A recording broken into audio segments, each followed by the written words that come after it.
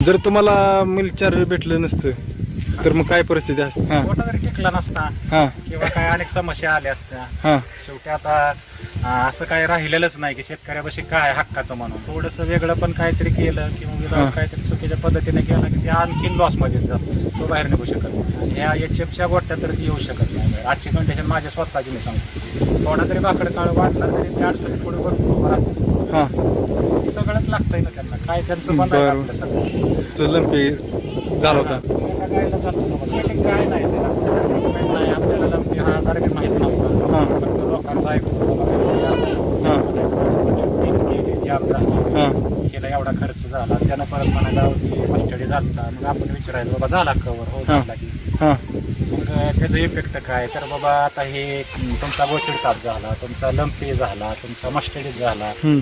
त्याचं ट्रीटमेंट काय, त्याला केमिकल कंपाऊंड डॉक्टरने काय दिलं, त्याचं दूध किती